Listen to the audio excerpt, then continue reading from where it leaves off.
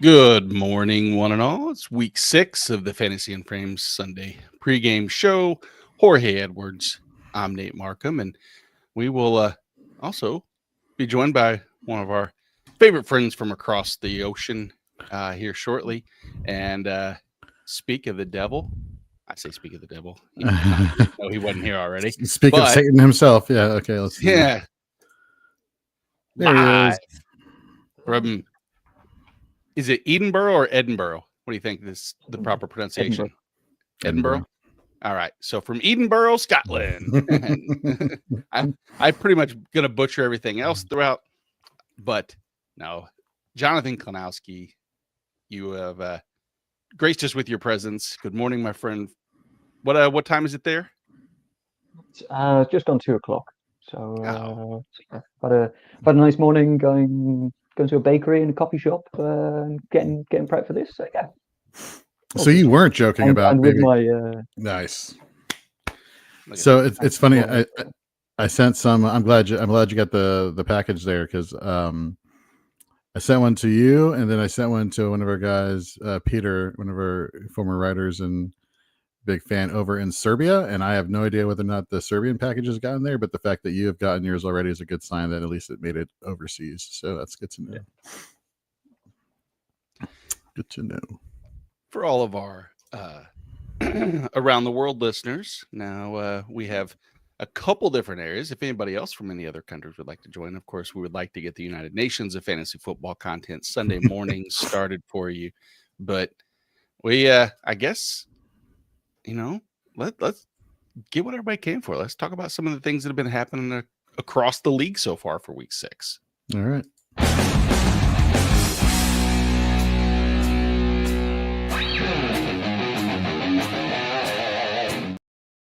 So it's funny. Speaking of leading into week 6, Garrett, we see your question in the YouTube chat. We'll get to it in a second. So we now know that this Twitter handle is of a follower of ours who's been really great on all of our shows, Epic Fail. But on Shoot the Gap, Gary had been missing the past couple weeks because he had been sick, and so it was JT, Steve, and I, and Epic Fail came on and asked a question, and I was like asking him, so we don't get what your name stands for. 3P, 1C, fail. What does that mean? And so then we were talking about it when Gary came back this week, and Gary, of course, Mr.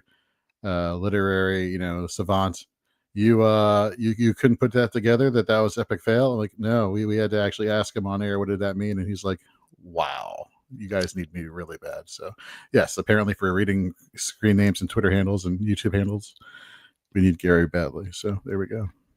It does worry me because, some things do come obvious to others. And it reminds me of, remember, there used to be a game show where you had to name what the license plate actually meant. Yep. And so they would have, I guess that's one thing. So here in the States, vanity runs wild, Jonathan. So we have vanity plates across everything. Is it the same thing over in England, or do they? I don't know how their license plates formatted. It could be where you don't have the option for vanity plates. You can get personalized ones, but they're much more common in the US than they are here. Yeah, yes.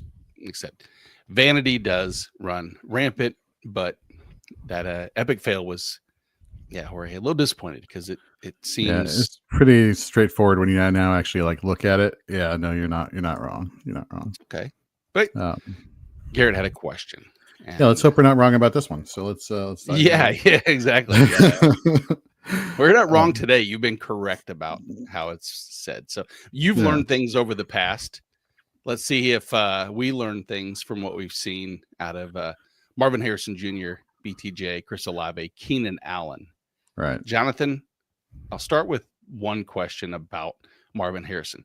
The Kyler Murray switch, which we're going to get to that about him being out, and Jacoby Brissett coming in.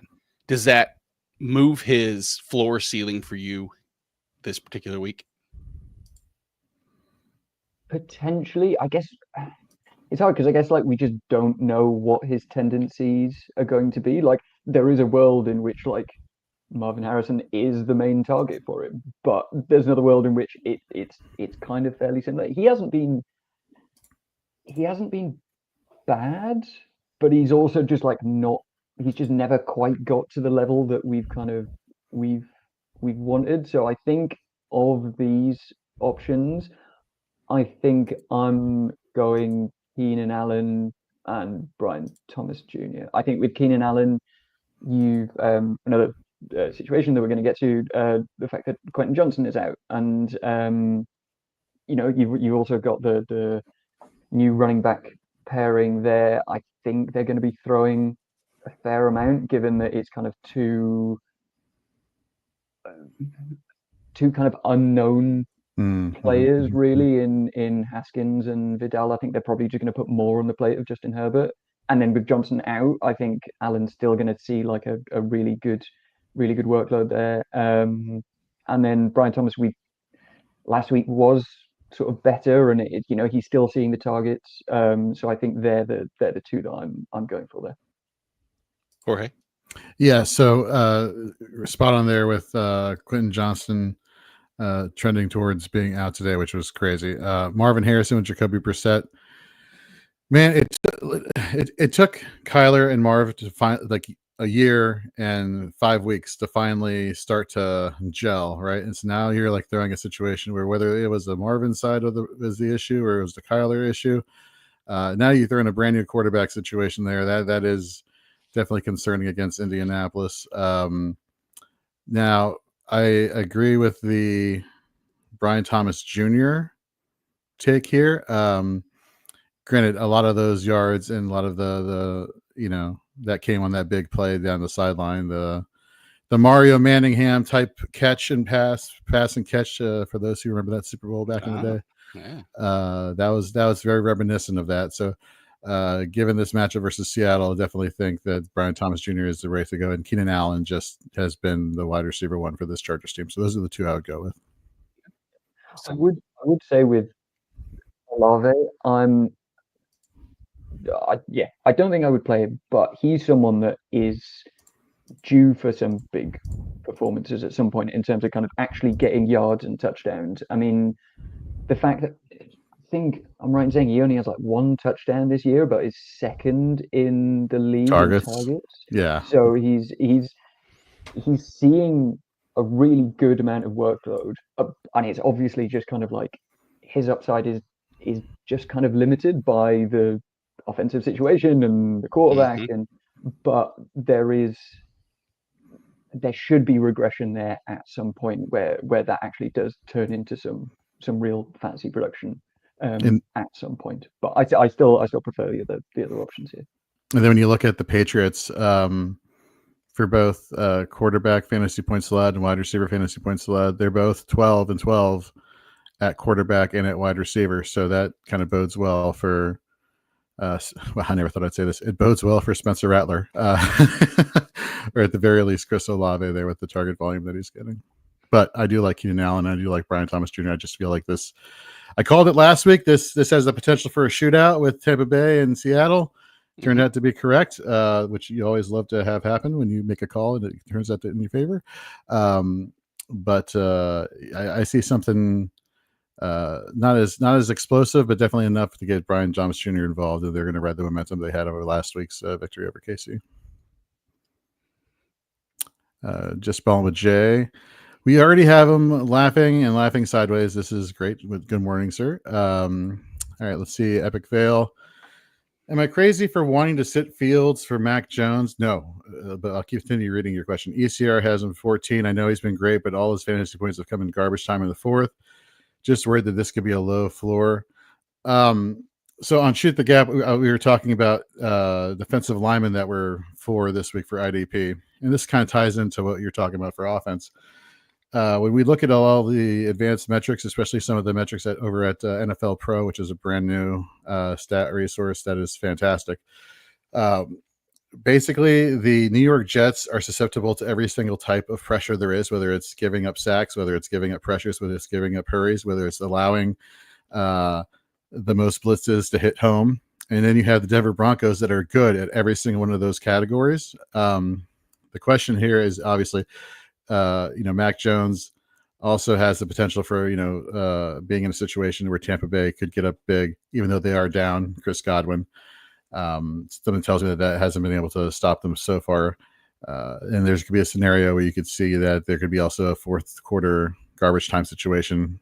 Or you could actually see on the flip side that Mac Jones and the 49ers actually have a fairly comparable game with the Buccaneers. Either way, he's due to have a big game regardless, I believe. So give me Mac Jones. Although at the same time, I get it, the rushing upside, and it's kind of hard to always go against rushing upside here, but something tells me this defensive matchup versus Denver in a few minutes is going to be quite the difficult one for Justin Fields. Yeah, I'm still not doing it with Mac Jones, but I can understand your point. I wonder how limited Mac Jones is going to be in the game in general. I mean, you're already talking about questionable going into the game. Yeah. And, when it's not that it matters if it's a knee, oblique, arm, toe, face, whatever the injury may be. Limited weapons, already banged up. I'm going to take the chance that Justin Fields just at least does enough to support a floor. I think there's other options myself, but that wasn't the question. So we can, I will digress and we'll go to a weird question. Weird question. We always like the weird questions here, Jonathan. Jonathan Santiago. Jonathan. We should have Jonathan read Jonathan's question. How about that, Jonathan? You want to go take this one? Yeah, sure. I mean, it's. So hold on. So the weird flex question is start Michael Carter, or is it Shamir DK? My league is broken with return yards. DK is solid for 15 to 20 a week. See, the return yard thing is the wild card here. But I'm sorry, continue, Jonathan. Yeah, no, it's really hard to say because I do really like Michael Carter going forward just purely on volume. I know the upside is going to be capped, because they are likely to be down today, but the fact of what we saw from the other running backs last week, you can't really tell me that DeMarcado is going to see more touches than he saw last week after his fumble through the end zone. And Carter had something like, I think it was about 70-75% of the running back of the rushing attempt by running backs last week. I still think we see that again, and he's someone that is a decent pass catcher as well. So I think even in a negative game script, he's going to see plenty of targets as well. So I think Carter has a pretty safe floor. So I think I'm still going with that just because my guess is that it's just going to be really hard to kind of predict those return yards on a week-to-week basis. I mean, you look at Carter last week; it was number 5 in attempts with 18 rushing attempts for 50 yards. He was number 10 in targets last week for 20 yards. So, and plus you got the rushing touchdown on top of that. So yeah, I'm with you. The return yards, it's always tricky. You want to talk about the ultimate. What situation do you hate more, having a kicker on your team or having league settings that give you return yard points? It's like, well, which one's the wild card you want to, death by 1,000 cuts? Which one do you want more? Which is gross and horrible and sounds painful. So, What do you think, Nate? Carter? Yeah. I hate chasing return yards. I mean, you're at the mercy of so many things that are unpredictable, and I'm a fan of predictability, or at least, semblance of predictability, at least. Yep. All right, we have artist T. I'm not even going to try. Full PPR, tight end premium, Travion Henderson, Harold Fannin, Troy Franklin, or artistic elite. It just says artistic elite, Joe. Okay, thank you. Travion Henderson, full PPR, tight end premium, Henderson, Fannin, Troy Franklin, or the Glock on my dress. Wow. we're going dark this morning, aren't we? Well, seeing as how we got 7 minutes until you have to decide if you want Troy Franklin on your roster. Man, he has been actually, Troy Franklin, surprisingly or not, I would have thought he would have been an outside receiver, but he's been playing mostly slot so far this season. So, I mean, if there was a situation where I'm not actually scared of this Jets secondary. I think Sauce Gardner, there was some talk during the game last week where they were saying normally he is like a side. Last year and the seasons prior, he was a like one side of the field cornerback, right? He didn't shadow, but now he's being asked to shadow more and more and playing all over. And now we're seeing some susceptibility in some of his play. So I wouldn't be opposed to Sutton in this matchup, let alone Franklin. But I think the Travion Henderson, I want that to be the case so badly. So I think I'm actually leaning Fannin out of these three. Fannin sure seems like the safest. Henderson seems like the highest ceiling. Troy Franklin seems like I don't know. I don't want to, usually like right in the middle is the way you would want to go, almost, mama bear, papa bear, baby bear type scenario. But honestly, I think I would go Fannin as well. But I could understand if you went Travion just to shoot the moon, and hope for, I don't want to say we're able to come to his senses, but I think that at some point you have so many people asking the question of how many opportunities does Ramondre deserve? And is that deserving mentality of ours stem from the fact that we all want Travion Henderson to get the ball from our fantasy perspective, or are we missing something of why he hasn't been more involved behind the scenes? We don't see all the action at practice. We don't see and understand all the nuances that go into making a decision from a coaching staff. I think we act like we do, because we watch one game a week and we listen to reports and we're tuned in more than the coaches. Not to poo-poo on everybody out there, but none of us are NFL coaches nor personnel where we can actually evaluate talent nearly as good as they can. But sure, that being said, we can talk about usage. Yeah, I mean, what they're doing on the field is the numbers don't lie. They are what they are. And if to go back to what you're saying as far as like what exactly are the Patriots doing, I think they're just putting the ball in Drake May's hands more and just trying to build up that confidence. We saw him and Diggs finally find that connection, and that just was it 10 targets for like 100 and something or 145 yards, I think, the last week.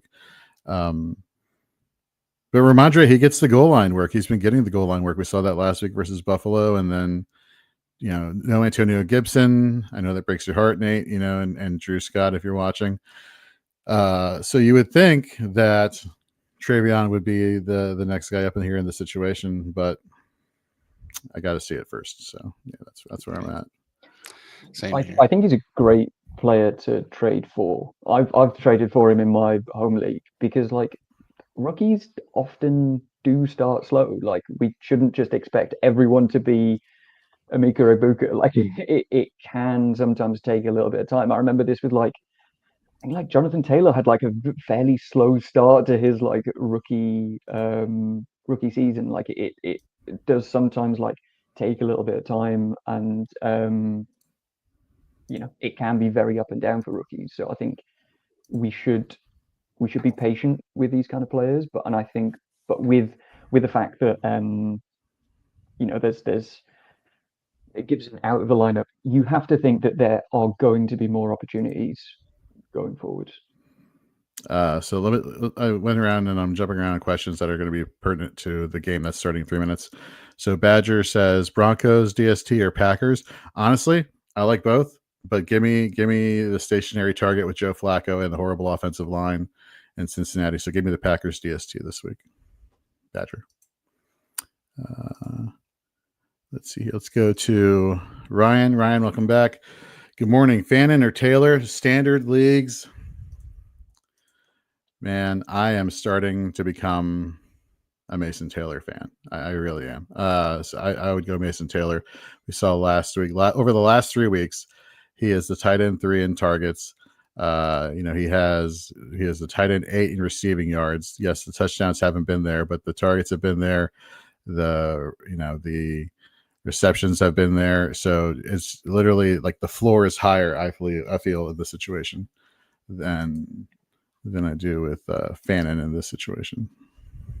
I agree. What about you And guys? obvious like negative game script there as well. Sure, of course, yeah. All right, let's go here to Ryan again.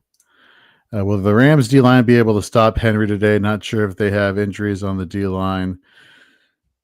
So the linebacking situation is kind of tricky. Let's get past the defensive line for a second. Let's talk about like Derrick Henry getting to the second level and getting into the linebacker zone and the box safety zone.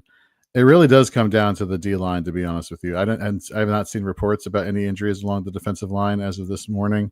But the linebacking situation, Nate Landman was dealing with an issue for a lot of the week with an injury issue, but he seems to be not questionable anymore. So I would be worried about Henry. I have him ranked pretty low this week just because, you just without Lamar Jackson there. Outside of week 1, I think there was a stat that Jonathan was in your Fantasy Football Trends for week 6 article. I'm just going to pull it up right now, which folks can also do over at fantasyandframes.com. Per Josh Norris from Underdog, he said, after being the RB1 in scoring in week 1, Derrick Henry has finished as the RB59, RB22, RB42, RB25. So I'm a little bit more concerned about the one-dimensionality of the Ravens offense. What about you, Nate? Yeah. It's I don't want to say that it's such an opportunistic time to trade for Derrick Henry, but there's no better time in Derrick Henry's existence that there could be perceived value going forward. The offense has to get better, of course, with the return of Lamar Jackson. As we know, Derrick Henry's usage when it comes to colder, inclement weather, historically speaking, he's always gotten stronger as the weather's gotten worse. Yeah, there are reasons for concern. He hasn't looked great. Even last week's RB25 was salvaged because he got a touchdown. Short outside of that, it was bad. But yeah, I still worry this week. But going forward, I'm not too pessimistic, I guess. Because I still got a lot of season to go. Game script as well. Justice Hill seen a lot of work. If anything, I think Justice Hill has probably some PPR upside this week that people in deeper leagues may want to think about. Ryan here says Trayvon Henderson and Keenan Allen. For me, it's Keenan Allen. Just the usage, let alone the target. We don't care about the receptions, right? In standard leagues, right?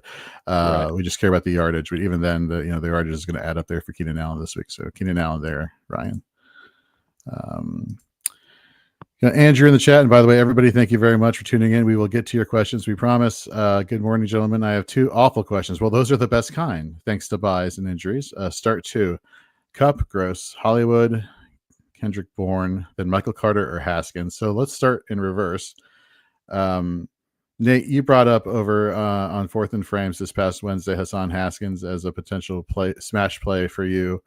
Does that, with it being Carter or Haskins, are you still leaning Haskins in this situation, or are you more Carter here? My rankings has Haskins 1-2 spots ahead. I can understand the case for Michael Carter. I think that this week's scenario, it's Haskins going forward. Sorry, that's not the question. I know. I'm just prepping it. Anybody that has Haskins that maybe Kamani Vidal might be more involved going forward, because from the game script standpoint, I think the Chargers get ahead, and Haskins is clearly the goal line back. So I have Haskins over Carter, but it's close. Okay. Let's go to. Thank you very much for the question. Who did you want for the? Oh, I'm sorry. Yeah. Start 2. Cup or Hollywood? Give me Hollywood and Kendrick Bourne here. Cooper Kupp has just been. I was having this conversation with somebody on our TikTok channel, which if you're not following us on TikTok, we're dropping shorts on there like all the time. And he was talking about Cooper Kupp just needs the opportunity. And he was talking about this from a real football perspective, not a fantasy football perspective. So we were getting back and forth, and we were getting confused as far as who was saying what from what perspective. Say perspective one more time. Anyhow, Cooper Kupp just hasn't been producing. Give me Hollywood and Kendrick Bourne in this situation. Jonathan, this next one's for you. Jerry, welcome back. Dobbins or James Cook this week? I'm going. This is tough. I think I'm going James Cook. Although this game has just started, so he's. Sorry about that. By default, sorry, Jerry. But hopefully you did not, or maybe I don't know if you go wrong in this situation. We saw you saw what Javonte did last week. We know that Denver commits to the running game, so I don't think anybody you put in here out of these two is actually a bad play. So right. So congratulations, and we're sorry at the same time. And please let me know what you decided to do. Sorry if you're still around. We got Molly in the chat over on X. Welcome, Molly. Kendrick Bourne with Jennings expecting to play, or Jamison Williams in PPR, and Marvin Harrison Jr. over Olave or Franklin. Well, Franklin's not an option right now. So starting with the last question, MJH over Olave. Give me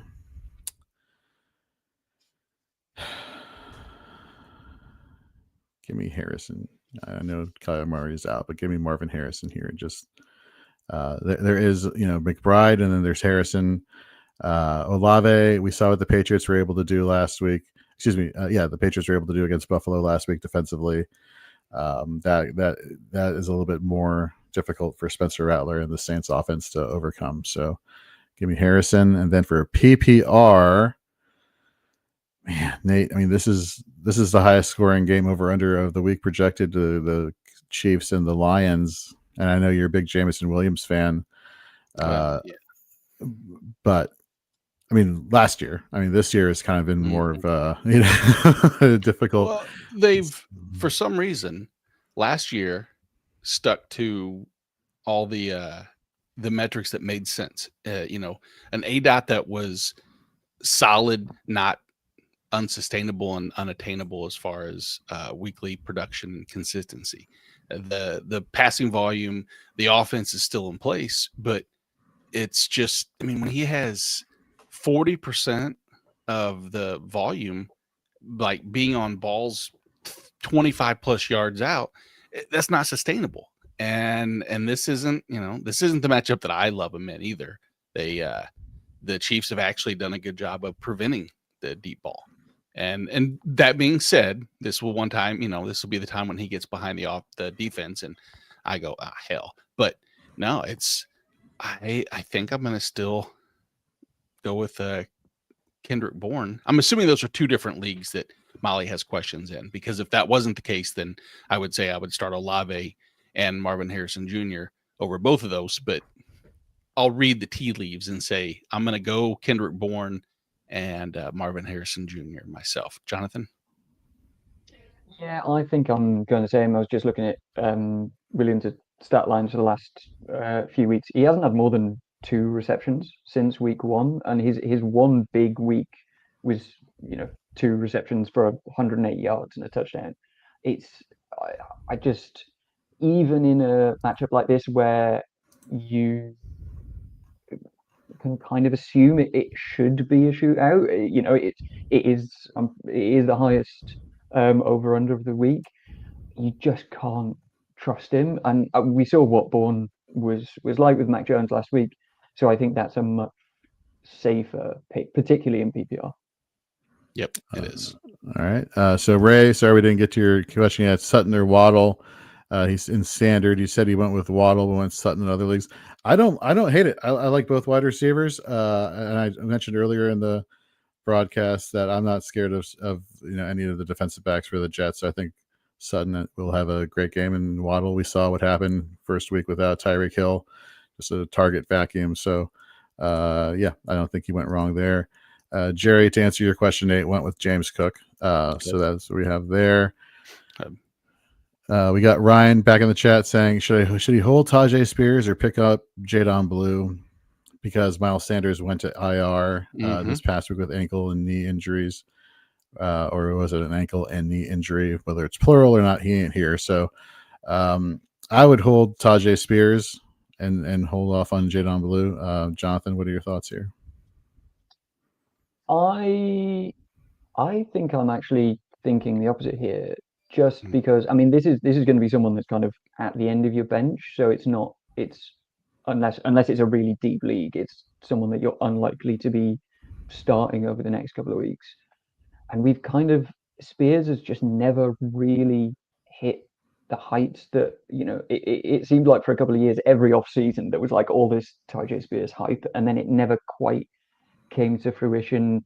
He has PPR upside, but I guess I would rather at the end of my bench just shoot for someone that we kind of know nothing about. And yes, I know that he hasn't seen the field yet, but we know that this is a good offense. It's been really good for Javonte Williams, and so I guess I would probably just want to shoot for that kind of shoot for the unknown and the higher upside in blue.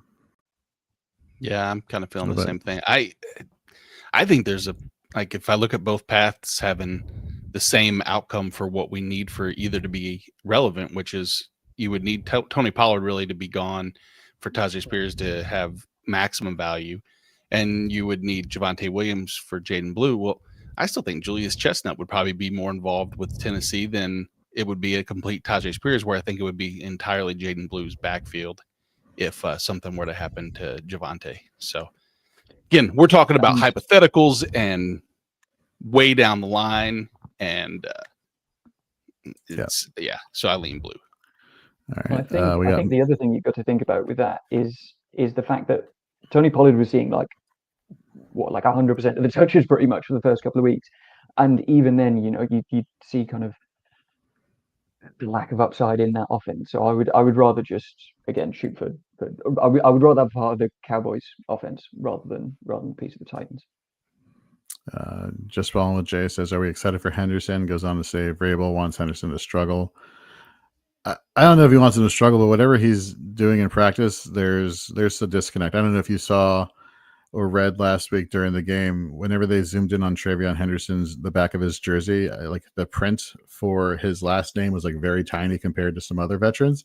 And so somebody had brought it up on Twitter, and I don't know if this is true or not, but somebody was mentioning Vrabel wants his rookies to earn larger letters so they're more, prominent, I guess. So I don't know if there's anything to read into that, if there's anything at all, but definitely something to pick up on there. Whoa, what? Yes. I gotta read now. Look at when we get to Juan's question. Gotta get stretched out. Okay. Let's see here. Let's go to the next one. He also asked, are you mentioning QJ trending out? So nothing yet. Hamstring injury, which kind of makes me think if we're at Sunday and we're still questionable with a hamstring injury, that's probably not boding well. We got Epic Fail with an IDP question. Love those. He says Terrell Bernard or Alex Highsmith. So I have Highsmith as my DL22 coming back from injury. I still think Nick Herbig gets worked in a lot, or worked in some there. I think they kind of split reps there until Highsmith is really full go.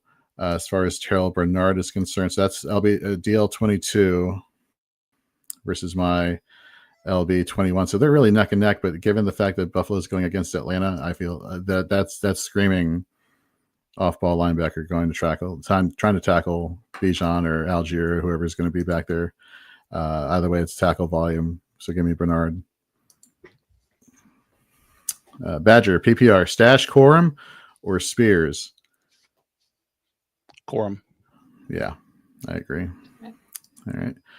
Juan, you got two questions here for us. Holy crap, that took up the entire screen. All right, cool.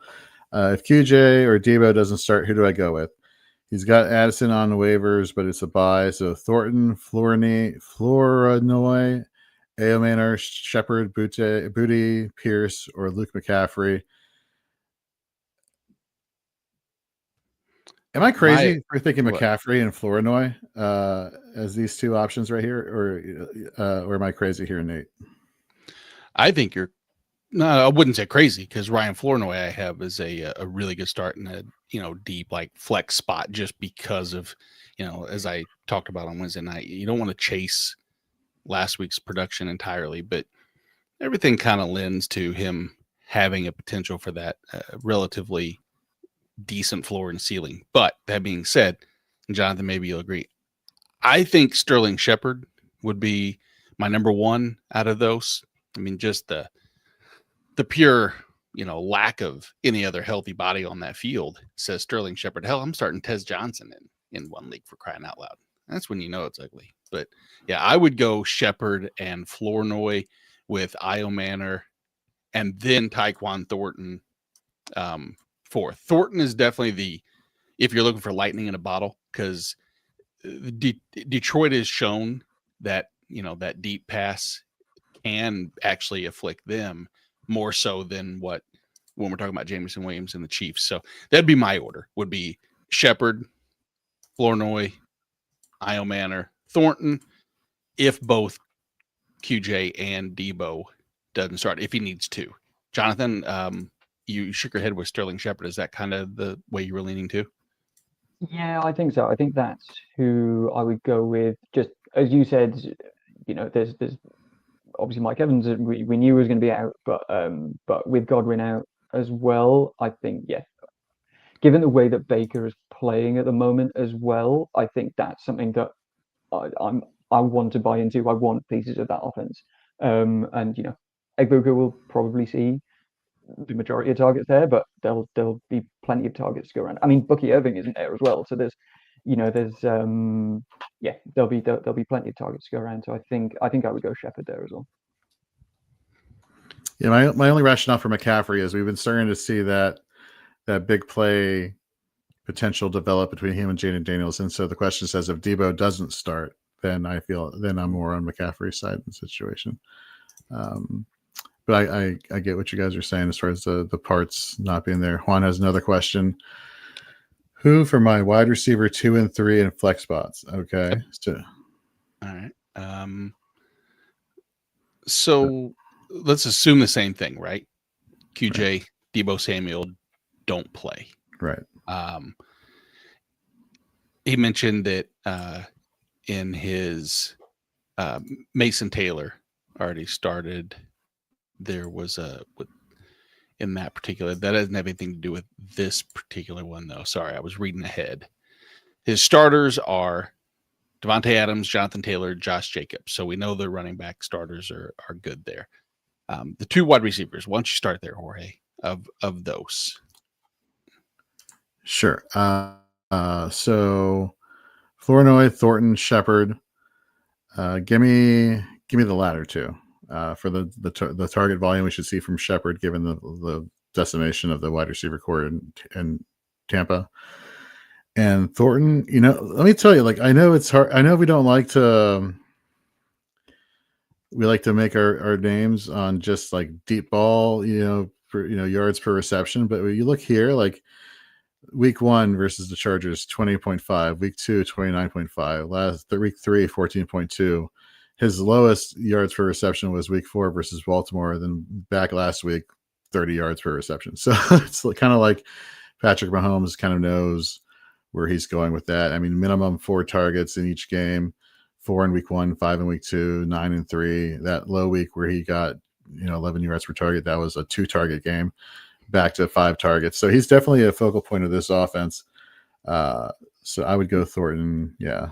Let's look at the bench though, because he asked about a flex spot, and I see a name that just jumps to me is Ja'Cory Krosky. Oh yeah, it's Merritt. Yeah. Easy. I mean, the matchup is the Bears have been the matchup for running backs looking to get going. We saw it with Ashton Genty. I think we don't need to see it out of Bill because he's already been going when given the opportunities. I mean, on a per touch basis, I don't know if there's a better running back in the league right now on a per touch basis, but that's easy for me as well. Yeah, and the fact that he's started to see more touches as well. Yeah, exactly. Last week I think it was 16 touches he got compared to the rest of the backfield that only had something like half a dozen. And Rodriguez, I believe, is questionable today as well. So even better. They've clearly been waiting to give him a kind of full workload, and I think that's kind of what we're seeing now. So yeah, 100% agree. All right. Juan says he already started Mason Taylor, forgot there was a 9:30 game. It happens, man. I don't know what to tell you. Just balling with Jay. to answer the question, yes, we would have started Mason Taylor over Kyle Pitts. Most likely, it would have been close though. Yeah. Just balling with Jay. Debo's not playing. No, it's not that he's not playing. It's that he was popped up at the later in the week with the questionable tag. He says if he thinks he doesn't play, he thinks he's sitting Jaden Daniels. Jaden Daniels needed another wide receiver last week with Debo. Would either of you sit Jaden Daniels in this situation if Debo Samuel does not play? Oh, I could make a case for. I can understand. He was a sit for me 2 weeks ago, or last week. I mean, just because the combination of everything, the knee, etc. But I don't love it. I can tell you. I mean, I think the matchup is fine, but I wonder, Jorge, maybe you can tell me. I look at this and I think this is not a game where I see game script being evident one way or the other. I don't know if I see them getting up where they're going to need, just Bill to do his thing. I don't know if I see a situation where they're down and they're going to need Jaden Daniels to air the ball out. I'm kind of in a weird spot with this matchup as far as how I think Jaden Daniels' usage will be.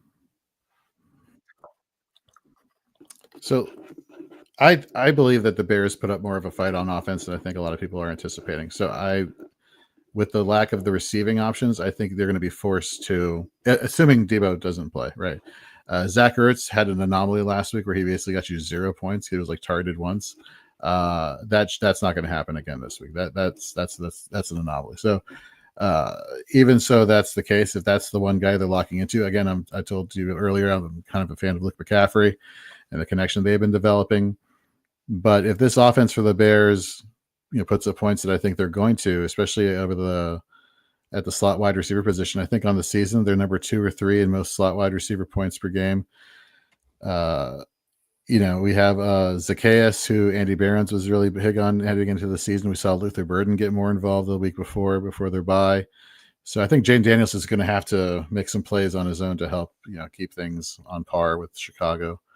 So I would not sit him this week. And I do want to say also, I realized that a lot of those questions were alluding to the fact that I was saying Debo is not playing. And that was reading. I should have emphasized the if more than the assumptive. Quentin Johnson is out, so therefore Debo will be. And I can see how that was misleading a little bit, Jay. Definitely didn't mean to indicate or make that assumption. All right, Ray back in the chat. Welcome back, Ray. Start 2 in PPR: Marvin Harrison, Jacoby Myers, Ridley, Sharp. So Myers really surprised me, not in a good way. Last week, we kind of thought that the target volume was going to be there with no Brock Bowers, but he didn't exactly have like the most dominant of games, so that was kind of concerning. Has he had a dominant game yet? No, he hasn't. I mean, it's. So Kelly comes down to Ridley or Charbonnet. I would go with the 2 wide receivers and Marvin Harrison and Calvin Ridley. We saw Ridley kind of find some chemistry with Cam Ward last week. Charbonnet is basically your goal line back, and that's as far as that usage goes there, which is really sad. What about you, John? Why are you not a Charbonnet fan? I can't stand Charbonnet. I'm a Kenneth Walker guy, so. So yeah, you do not wish any touches away to go to existence. Got it. He's the worst. He's the most diabolical. Sorry. You agree? I was going to say I completely agree there. Obviously, Ridley has been really disappointing to start the season, and we kind of thought he was going to be like this really safe pick in fantasy with just loads of target volume, and he has been seeing plenty of targets. But we've actually seen it turn into fantasy production last week with 5 for 131. So I'm willing to bet on that. Again, certainly more than I am with Myers. He says, Ray, he said, lastly, in one of my leagues, I sat Hall already in the flex. Would you play Worthy, Allen, White, or Myers as of now? I have Worthy and Keenan Allen. I would play Keenan Allen. Rashad White is a very tempting guy there. But I'm still rolling with Keenan Allen. What about you, Nate? Yeah. I would too. I like Worthy's upside play. We've seen it in consecutive weeks now where, or honestly, in a couple different weeks on this short season, is that Worthy has put himself he was banged up last week again, even in, after coming back. First, was it the second or third drive, had to come off the field, and then there's too much. But you're right. I would go Keenan Allen or Rachaad White would be flip-flop. I would be fine with either of those two. Jonathan? The only thing that I'm thinking with Worthy is that, I was just checking, he's not on the injury report at all. And, last two, week 4, 8 targets, week 5, 9 targets. It's really tough, but I think I'm going Worthy for the upside. I won't argue, especially in that game as well. I think we'll see plenty of points. That is the truth. If you're chasing points, Worthy could have a heavy piece of that. But at least he has really good other options too. This isn't a Worthy, obvious call, but there's a little couple warts, or if it was just Jacoby Myers or Xavier Worthy, it's like, that's easy for Worthy because I'll even take the risk of the injury, but knowing that I have a fallback is good. There we got another question here from Jerry, IDP question. Troy Dye or Nick Herbig. So Highsmith is coming back, Alex Highsmith of the Pittsburgh Steelers. So that's definitely going to eat into some of the snaps for Herbig. So I feel like those are going to kind of cancel each other out there. And it's pretty unpredictable as far as what you're getting from either of those two guys. Whereas Troy Dye, he's my linebacker 27 for the week. Back-to-back weeks, 85% snap percentage. We saw him have a 22% tackle rate last week. So he's definitely the guy in this situation, Jerry.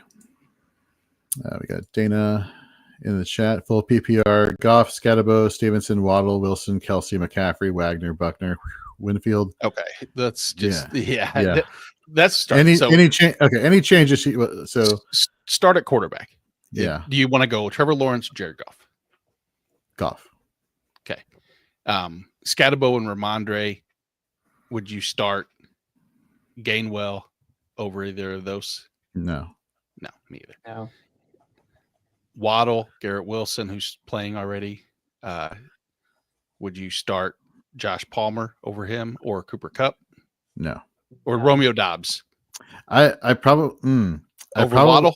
No, over Wilson, if that had been the case, but that's not the case right now. So, and then the Kelsey. Yeah, no, I'm not. And McCaffrey. So then, Jorge, you're up IDP wise. Bobby Wagner, DeForest Buckner, Antoine Winfield. Yeah, well, he's not putting in a Cherokee because he already played on Thursday. So, I mean, Wagner is a top 10, top 5 linebacker for IDP so far this year. DeForest Buckner is one of the best defensive tackles. Winfield, that's the one right there. Depending on how deep your league is, if Tyke Smith is available, I don't know if many people out there who are familiar with him. He was a converted cornerback to safety player this year, playing box safety, strong safety, however you want to call it these days. He's been playing, at least 50% of the snaps in the box. Last week, though, he and Winfield had similar box snap percentages as well as similar free safety percentages. And a lot of that you have to attribute just to the shootout nature of the game that was against the Seattle Seahawks last week. But Winfield has been a major disappointment for people who invested heavy draft capital in him. So if Tyke Smith is available on your waiver wire, I would probably play him. I would definitely play him over Winfield. But if that's what you're rolling with, then, you got Wagner's upside is just unbelievable. So he can compensate for any deficiencies you're getting at the other two. If you're starting, it looks like this starting roster is only 3 IDP spots. Looks like 1 defensive lineman, 1 linebacker, 1 defensive back. That being said, if there's 36 defensive players rostered in starting positions in a 12-team league, you would have to think Smith would be available. You know what I mean? I mean, I would assume so. So yeah, so that would be exciting. Hopefully Dana does it. Yep. Juan back in the chat. Do I stash Kyler Murray, just picked up Sam Darnold for the week, or do I keep Darnold for the meantime and go look for a better quarterback? Fantasy wise, I would be very interesting to see who would be on the bench that would on your waiver wire that would be better than Kyler. Maybe if you could throw into the chat. Yeah. So yeah, that's a tricky one right there. Let's see here. Second league, who for my wide receiver 2, RB1, and RB2 in flex. So let's start with the wide receiver 2. Dobbs, QJ probably not playing. DJ Moore, Travis Hunter, not Hunter. If QJ doesn't play, not QJ. Like I said, I anticipate this Bears offense to put up some points tomorrow. So I'm going DJ Moore for my wide receiver 2, for my wide receiver 1, and running back 1 and 2. Definitely Javonte, definitely Kyron Williams for me. And then for a flex spot, James Cook. Yes, 100%. All right. Nice. You got Mr. Scampers in the chat. PPR AJ Barner, love AJ Barner, and Justice Hill versus the Rams. Is this tight end premium? Because if it's tight end premium, I'm all aboard the AJ Barner bandwagon here. If it's not, I'm still on board the AJ Barner bandwagon here. So give me AJ Barner in this situation. And I think that does our first round of questions. We didn't even get through news and notes yet, but to rapidly get through this, Terry McLaurin and Noah Brown are both out versus Washington. If you remember last year, the Hail Mary, Noah Brown was the one who caught that. So a little fun fact, or not so fun fact, I guess, for Commanders fans. For Miami, linebacker Tyrell Dodson is out, who has been one of the top linebackers in IDP so far this season. KJ Britt came on and played 100% of snaps when Dodson went out, but it's the Jordan Brooks show at linebacker there. We already talked about QJ potentially not playing this week. Juwan Jennings expected to play. Pearsall and Purdy are out. And I believe we covered all the rest of the news, relevant news earlier. We got Moggs in the chat. Welcome back, Moggs. Start 2, full PPR, Trey Tucker, Parker Washington, Alec Pierce, or Kayshon Boutte. So Pierce is a no for me.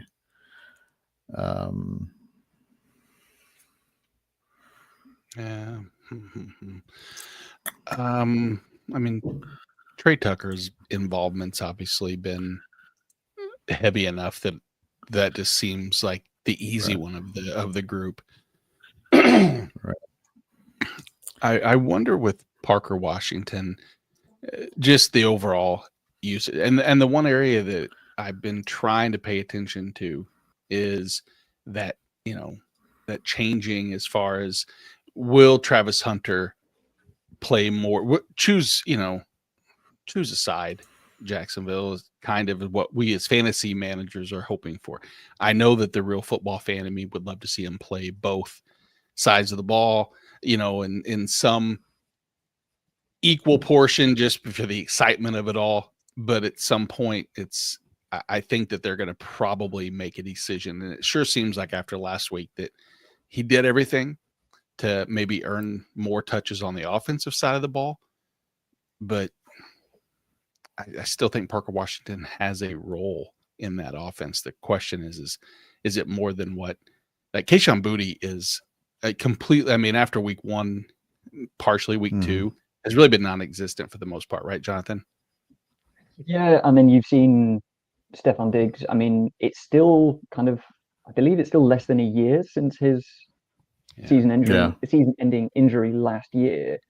And we've kind of seen his snaps and targets slowly kind of increase and him getting back to his best. And obviously last week was by far his best performance, and something like a 40% target share last week. We might not see 40% again, but I think he is going to be the clear target leader there going forwards. It's tough to trust anyone else, maybe other than Hunter Henry. So I think of these, I'm going for Trey Tucker. I think Washington's been okay, but it's been very much touchdown dependent. Whereas Tucker, he had that huge game a couple of weeks ago, but then even last week he was involved with six targets, got 60 yards. So I think that would be the one where we've seen enough evidence of kind of involvement in the offense. Yeah, and Tucker's played. I mean, talk about 85+% of the snaps in I think every week this year, and just give me a person who's going to be on the field consistently. That I wish the offense was a little bit better, but no Brock Bowers, so obviously the pass funnel we would think the same thing about Jacoby Myers, but unfortunately we've been like you said, big time. Yeah, completely. And then this will probably be the week that he has, 9 targets, 7 catches, 55 yards, and the touchdown. Well, and you look at Tucker's target, week 1, 3 targets, then week 2, 8, 3, 9, week 4, 2, back to 6, week 5. So it sounds like it looks like more often than not, they're getting him more and more involved in the offense. And so, I'm rolling Trey Tucker in this situation as well, guys. We got, let's see here. Who do we got here? Mr. Scampers in the chat says, no, he already said that. He said, what did he say? He said he just played a ton of AJ Barner on DraftKings just now. Good man. But yeah, I think that's going to do it here for news and notes. You guys want to talk about some fantasy flexes right now? Sure. I'm assuming that's a yes. So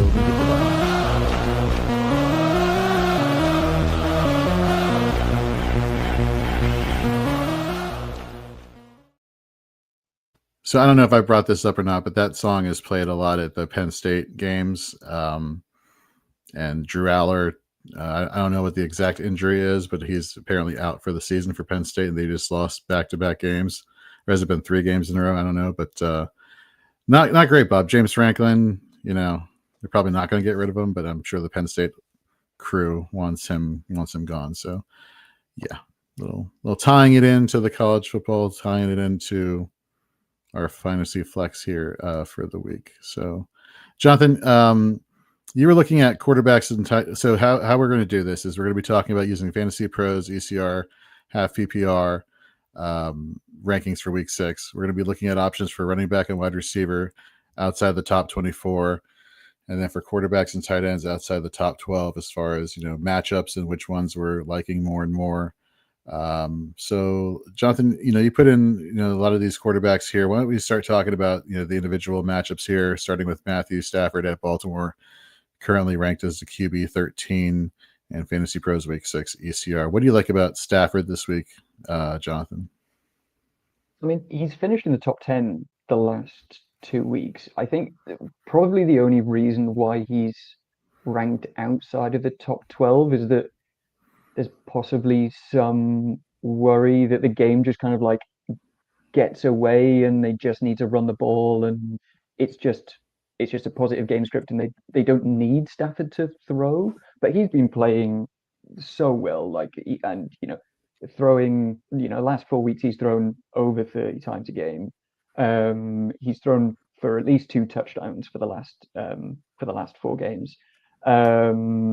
And this Baltimore defense isn't kind of it's not a fearsome opponent as it has been in the past. So I think he's I think he's in a great position again.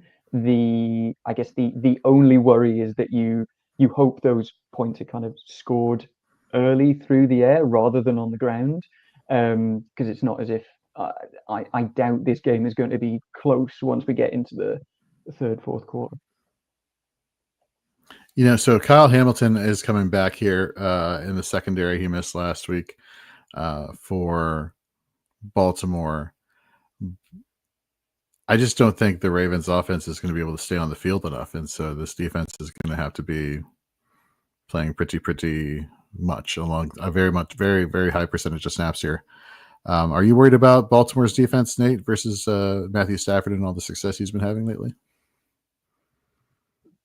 I'm not worried about anybody against Baltimore's defense personally as of right now. I mean, they haven't, obviously health considered, they've faced more injuries across all 3 levels of defense than probably anybody that I can think of in the NFL so far. But Jonathan touched on the one area that I kind of not concerns with Matthew Stafford, but when making a decision between the two, like Stafford or insert player B, is if they do get up, do they just lean heavy on the running game? And that's the one thing with the Rams so far is that I wouldn't put it past them for them to make a point, but it's also one of those narratives where it's like, all right, let's look at a team when they're tied or trailing. What do? Well, the Rams are 6th in the NFL in passing yards. Now, again, we're 5 weeks into the season. That's going to be a skewed metric by teams that are trailing or tied. The number's going to be higher, but it does show that they're not concerned to continue to air the ball out if they're, even in a positive game script. So I'm really comfortable with Matthew Stafford to the point where I have him as, draw this out, Nate, so I don't look like I'm waiting on my computer. He is my QB5 on the week.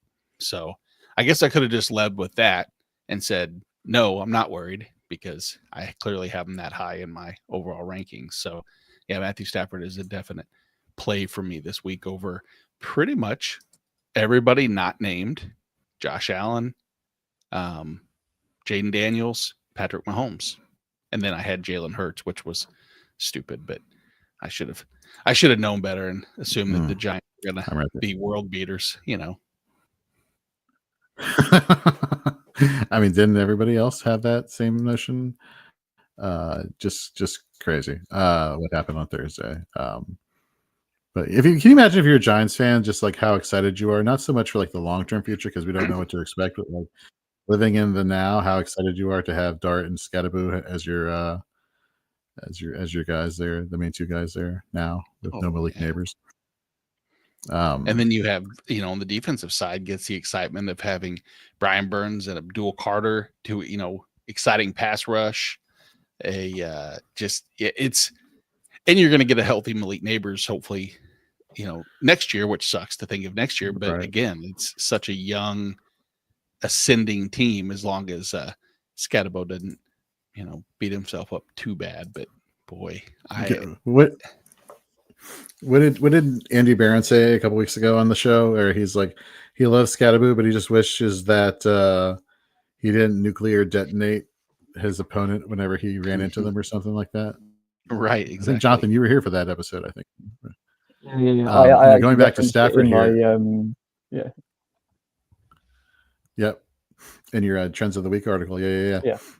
Which you can check over at fantasyandframes.com, which as well as check out our plays and fades for offense and plays and fades for IDP. If you're still looking for people on waivers, hit up fantasyandframes.com, check out our waiver article by Aiden Weingartner. And then, of course, the godfather of IDP, Gary Davenport, puts out his IDP waiver wire article. Check out that if you are still scrambling to find players. Over the past 3 weeks, Matthew Stafford is the QB2 in pass attempts with 121 and is the QB1 with 960 yards and is tied for first with touchdowns. And he has just 1 interception during that time. That is ridiculous. So yeah, definitely love Stafford this week. Going to the next one, Jared Goff at KC, quarterback 15 ECR. Nate, do you ever get concerned with the Lions offense that they have so many weapons, especially in the running game, that they may not necessarily need a top 12 performance from Jared Goff, as well as the defense keeping them in games where they don't have to worry about playing catch up? Or is this going to be a game where it's like balls to the wall, we're airing it out because KC is going to be airing it out and putting up numbers, touchdown wise? The second half of that is the area that, obviously has to happen, is make sure the Kansas City offense can continue to score, and their running game is non-existent right now. That is for Kansas City. And so I do think that they will put points on the board. Vegas thinks the same thing, but do I think that there's too many weapons that's going to, my concern would be more so than who outside of Amon-Ra is going to be the key recipient of some of the offense, which doesn't concern me with Jared Goff as much. It's, Goff and the Lions are just, it's tricky because, yes, there's a case to be made that it could be Jahmyr Gibbs and they get into the red zone or within the 5, and then it's David Montgomery, and Jared Goff finishes with 275 yards passing, 1 touchdown, and you go, not bad. It's okay. QB 14, 15 finish. And if he did that every single week, he'd probably finish inside the top 12 just from volume. And you'd look at the end of the season, you would go, yeah, he was a QB1. But every week you would be, and the weeks that you think that that's going to happen, that's when he puts up 225 and 3 scores, like he did last year, consistent. All these times the lower yardage, but got all the touchdowns. I know that didn't answer your question, but that's just my narrative on Detroit as a whole with Jared Goff. Is always know you're going to get something, and against Kansas City, I trust that he will be a top 12 play. How high? I don't, because I have him at 14. So never mind what I said. He's a terrible play. Sit him. Don't start him. Start Matthew Stafford over him. Yes, to what you just said. Absolutely. I have him at 15 also. So that's quite interesting. Yeah. I said 14. Let's get to. Oh, I'm sorry. Well, we're right there, neck and neck. Thanks for listening. Appreciate it. Glad you paid attention. I knew there was like a teen involved, and I knew it was close to 15. Obviously I thought it was 15, but sorry, man. When you got like a bazillion tabs and you're scrolling through tabs trying to find information, you kind of lose track of. You know what tab I always have open, Jorge? My ear tabs. Because I listen. You get 2 ears. I listen twice as much as I talk. Pay attention. Funny. I don't. I'm the worst listener ever, and I'm in sales. You think I would listen better, but I forget 90% of what anybody says. It's like, yeah, that's nice what you want. Let me tell you what you really want, and then it's like, yes. Sam Darnold, Jonathan, quarterback 16 against Jacksonville. I always like to look at like 3-week sample sizes just so I can see where things are at. At the current point of the season. I don't like using necessarily when we get to like the middle stages of the fantasy football season, like season long stats, because that could be very deceptive as far as like what's going on now. But we're looking now at a 3-week sample. Sam Darnold is the QB7 in points per game with 20.1 points per game, passing average of 10.3 yards. That is pretty damn good. It's pretty damn good. He's number 1 in completion percentage. Just against Jacksonville, they're riding high off of this victory last week. The defense, again, one of the rationales I made last week for why I thought it was going to be shootouts, because the defense for the Seahawks was decimated by injuries. No Julian Love at box safety. You had no Devin Witherspoon. Now you're in similar situations again this week with both of those defensive backs. Ty Okada is somebody who made my rankings this week because he actually played a high number of snaps at safety. We have all sorts of craziness going on at the LB2 position where they don't know who to put in there because Tyrese Knight has been losing snaps. So it's a tricky situation. And therefore, I don't see the defense for the Seahawks keeping them, I don't see a situation where the defense is too scary for Jacksonville to get up and make this a highly contested game. Not to the extreme that we saw last week versus Tampa Bay, but this has the potential for a good game this week. Yeah, exactly. And like, obviously with all those, issues on the defense, it did make for a much higher scoring game. And like you look at his stats last week, and he had his highest number of attempts, completions, and yards and touchdowns so far this season. And a lot of those issues on the defense are still there. This is like a 47.5 point over under. So again, I think it's just kind of showing that Sam Darnold is a much better quarterback than we thought he was like 2 years ago, and like he's clearly improved from his time in Minnesota. He's in a good situation again this year. And so yeah, I think he's a good he's a good stand-in for your team again this week. You know, it's one of those things where, you know, the Seahawks and Clint Kubiak in that philosophy of just run the ball, much like his dad, Gary Kubiak, who is from the Shanahan coaching line with the Shanahan coaching line. But it was great to see last week that when they needed Darnold to step up, that he did produce in a big way. And so that should make Seahawks fans from like a real football perspective excited that they have a quarterback who's competent back there who can do a lot of good things. And I definitely see that being the case again this week. We got Ryan in the chat asking for Rams, Bucks, or Bills defense. I like Atlanta this week, so that's going to take the Bills defense off here. The 49ers are getting their weapons back, whereas the Buccaneers are losing weapons faster than they can replenish them. So I don't like them there. So against this Cooper Rush-led Ravens offense, give me the Rams DST this week. Mr. Scamper's in the chat.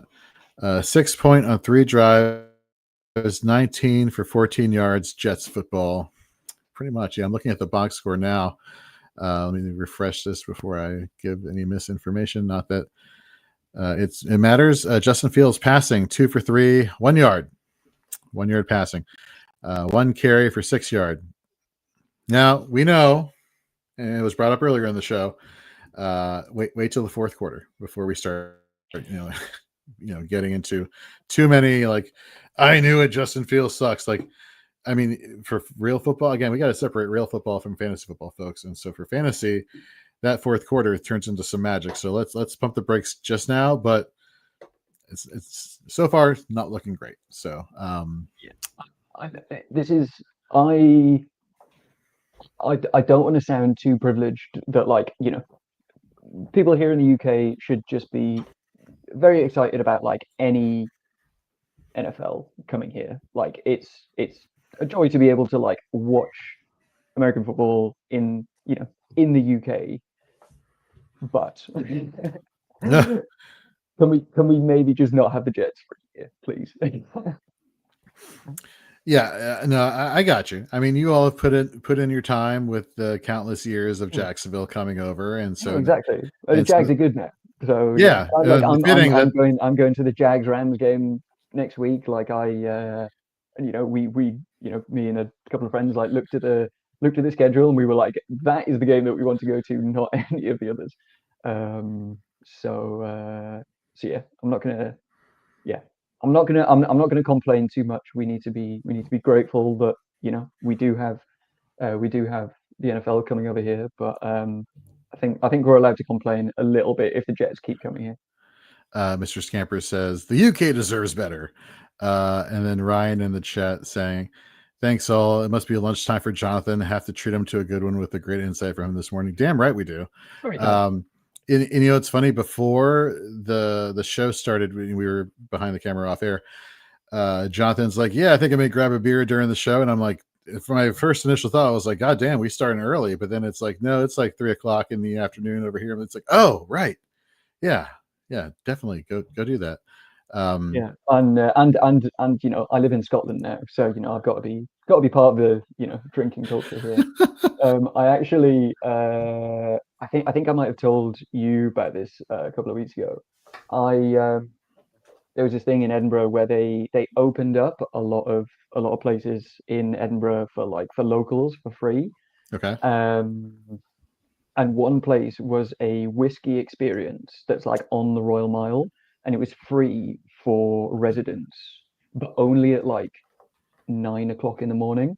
So me and my girlfriend went to this like whiskey experience, and we were literally having a dram of whiskey at like 9:30 in the morning a couple of Sundays ago. It was like, I'm barely awake and I'm having this like really nice whiskey for free. There is certain places where you just accept that you drink in the morning. Like, you go to an airport, those bars are full. Oh yeah, absolutely. They're full. But it's like, oh yeah, it's 7 o'clock in the morning. Like, would you like a third beer? Sure, let's do Yeah. it. Why not? It's acceptable. Yeah, travel Maybe days we can make are off fantasy and limits. frame. Well, let's make fantasy and frames days like travel days. All right, it's acceptable to drink on in the morning. You know, Is it something you Gotta want to tell work us hard. this morning here, David? no, Welcome it's to all the good. show. It's coffee. It's I hide it. I'm joking. Yeah, it's Irish coffee with a little bit of Jameson in there. Mr. Scampers says, "That's it. I'm moving overseas." There we go. He says either Carson Wentz or Jameis Winston must play in each international game. I think that's fair. Jameis will take. He can move here and become a NFL ambassador or something, and just get more fans. Just like put him on TV and easily get more fans that way. It shocks me Jameis is still not a starting quarterback. I look at who we have starting, and there's probably 10 guys I would say Jameis is better than. So that's what I was getting ready to say. I was like, if you're the Bengals, did they reach out to the Giants at all for Jameis over Joe Flacco? I mean, sounds like they didn't. That's what I mean, unless the asking price was just astronomical, which I don't know. Maybe they're trying to ship Russ out and they haven't gotten any bites on that. And so they're holding Jameis just in case, they need a contingency plan if something were to happen to Jackson Dart. But I don't think that contingency plans is something that they're too concerned with. But, I wonder. I just didn't think Flacco was the, hey, let's salvage a season and make that move. It's like that or they're like, man, we really got to protect Jake Browning. Like, we need that backup quarterback to last us a few seasons. And so get Flacco back there and let him take the beating. I know probably something you guys already spoke about, the Scatterboo, right? I'm sure that's probably already come up. Yeah. Not a lot though, but continue. I do want to ask something. There has been crazy hype behind Scatterboo. It might sound nuts. Is this a time to trade really high for him? If you need like an elite wide receiver, an elite tight end, is this a good time to throw him out there? Because what if he's not scoring 3 touchdowns every week, and there's just that, buy the news, sell the hype, right? I would say it's do it right for sure. The value you could get in return for him right now is the highest it'll probably ever be for his. I don't want to say it's for his career, because if he maintains this level, someone in the offseason would probably give more investing in like a dynasty. But my God, I think that you're right. You probably could get, and chances are, if you have him, could you get like Puka Nacua? No. Maybe Scatterboo and something for Puka. Man, Puka would be really hard to get from the person unless they're just hemorrhaging at running back. But I bet, what about Drake London? Drake London would be in. Brian Thomas Jr. would be someone. Some of these guys that people are. Nico Collins might be a name that, but that would be the question. Is like, I think those are fair return values for Scatterboo, but maybe people are down on Nico and they don't think that there's an upside. That offensive line's so bad, CJ Stroud's played so bad, Nico's dead in the water. I would disagree, but let me pose this: Scatterboo and a guy who's been on the rise, Stephon Diggs, for Puka. If I was the Puka owner, I would again. We're using hypotheticals I don't know the answer to, and maybe there's a situation that I would do that. But man, I would have it. It would take more than just the blow up week out of Cam Scatterboo to get Puka out of my hands personally, just because he's been, unearthly good. He's been too good. But I think Scatterboo is really. Yeah. Is Tyrone Tracy droppable? Droppable. I mean, it depends on like what your other running back situation is. Like if he's, to answer your question, I would see who is available on the waiver wire, and Drew Scott, who's on 4th and Frames on Wednesdays at 10 p.m.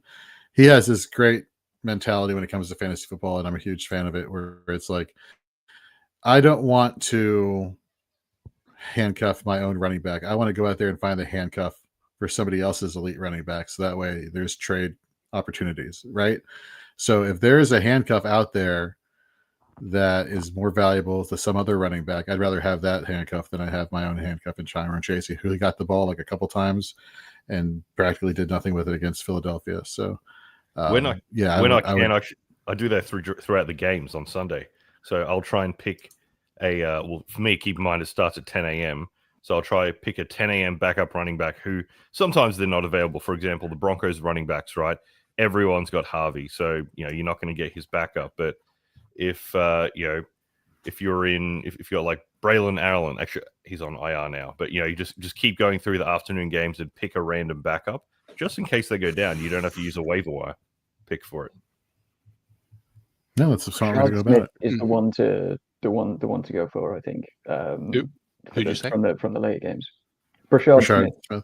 Oh yeah, it's probably obviously depending upon the league size and everything. Smith's name, we continue once Patrick Mahomes said, Smith needs to be involved more. They'll try to get him. I think that the light bulb for many skeptics went on that. All right, just in case, because you want to tie him to that offense. I haven't seen the usage increase yet. I was hesitant going into last week. That's one thing, Dave. Remember we were talking about that, and Jorge. I said that I could potentially see a situation where his usage improved just based off of percentages, and then he becomes more valuable. When in fact it actually didn't. His usage was not more valuable last week, and this could be the week to see it. In the matchup where I expect they'll be passing more, and nothing would shock me. But I do want to answer Epic Fail's question. No, I hear you. This is it's a tricky one in a super flex. Did Kyler get officially ruled out? Not that it matters, I guess, but it kind of does for the question. So I saw the report on Twitter this morning that Kyler was going to be out, but I have not seen the official move yet. Well, assuming he is. Assuming he's out. Jacoby Brissett or Dylan Gabriel? Gabriel. I mean, he was super efficient with the ball last week. So give me Dylan Gabriel. Did I say that too fast? Is everybody Might be the most disgusting question you've had today. No, I agree with you. I'm leaning Brissett. I think he's got more passing. He's got better passing options in Trey McBride and Marvin Harrison Jr. And we've seen Jacoby do very well. So he's not. Look, is he crazy elite? Probably not. I don't think he's getting you 400 yards and 5 touchdowns. But 280 and 3 tutties is not crazy to expect out of Jacoby. No, I think that both for Superflex, both options are. What were you going to say, Jorge? Do you think that's a little high optimism for? I would 3 touchdowns, like 3. He gets it done on the ground too. Don't forget that Jacoby Brissett is not afraid to run the ball. Yeah, he'll get you 40 yards and maybe sneak one in. He's a seasoned journeyman. I mean, who's he been? He started with the Patriots, then he went to Indianapolis. What did he go to after that? I feel like he's been to a few teams. Miami, then Cleveland, then That's Washington, right. then back to New England, then now in Arizona. That's right. Yeah, because he started the first 3 games for New England last year, right? And I think they went 1-2, and one of them was a overtime game. One of the losses was an overtime game with Seattle that was like 41-38. So, for the most part, the only reason he got benched is because the Patriots have Drake May, and they just thought, let's give it a shot. Seemed to be the right move. You remember that game very, very specifically. Like you were like approaching like Brissett fandom #1 person on the play. I think it was a very specific pull you just had there. That is kudos to you for standing by your guy. I like that. But just about with Jay, agree. Who do you agree with, Brissett or Gabriel? Curious to hear what he has to say. But let's keep going here. Let's talk about running backs. Shall we, Nate? Sure. All right. Go ahead. Anything to not have to pay attention to the football game that's on right now, which on Wednesday night. So Garrett Wilson was my, sit of the week, which is really hard to say you're going to sit Garrett Wilson, 34% target rate, regardless of the stats. And the stats were, in case you weren't familiar, is the Denver Broncos have allowed an average of 9 fantasy points per game to the wide receiver 1 on opposing teams. That number alone is startling. But you would think, all right, well, even if he gets 28% of the targets, he should be rosterable, but you'll probably want to temper expectations. Hindsight now, being 2020 and all, I should have just shut up and just said sit him, and I don't think I would have done it. But as Scamper says, Garrett finally got a ball to him, and he dropped it. So, yeah, gross. So Nate, you remember when you were on Shoot the Gap, we have this segment Sack Lunch where we predict the person who's going to get sacked for the week. I just like to point out that my guy Jonathan Cooper already has a quarterback hit, a tackle for a loss, and a sack on the week. So yay, I'm not getting a pie in the face so far. So that's good. Kudos to me. But, not trying to put the emphasis on me at all. He says what he says. Just balling with Jay. Jameis should be starting. Oh, that's what he was talking about. Okay. Fields 1 yard passing so far. Yep, love to see it. Not really. And Mr. Scamper's garbage time Jets. So that is the thing. Let's see what the numbers look like in the fourth quarter. But let's get into David Montgomery versus the Chiefs. RB27. Is it just me, or is David Montgomery just constantly disrespected? And it's just primarily the rationale everybody can give me is, they have Jahmyr Gibbs, and they want to use Jahmyr Gibbs more, and it's Montgomery's not like a schmuck here or a scrub by any sense of the imagination, right? I mean, yeah, but you're just relying David, on what are your big thoughts on plays David out of Montgomery? him. You're just relying on big plays out of him. His touches are getting fewer and fewer by the week, and he's efficient. I'm not denying that at all, but you look at that game where he got, was it 3 touchdowns and 130 yards? I mean, 2 of those runs were 60 and 40 yards or so, right? So he's done very well with those opportunities. Don't get me wrong, but I just hate limited opportunities, because you're going to get a game where, he has 10 rushes for 12 yards. That's what I'm afraid of. Which he had a couple of weeks ago against Cleveland. But I mean, other than that, he's seeing at least 10 touches a game, which when you're on this offense is often enough. And I think the thing with Montgomery this week is just the fact that it's the highest over under of the week. So I think the opportunities for touchdowns should be there. So yeah, I think he should still see plenty of work. Against it. Got some breaking news right now. Hang on. Boom shakalaka! So according to Adam Schefter, Kyler Murray is officially out, and Cardinals running back Bam Knight will start over Michael Carter this week. So run to your waiver wire, run. I am going right now on my in my home league. Just balling with Jay says Montgomery is a touchdown machine. He just fits the offense perfectly. Agree, and it's one of those.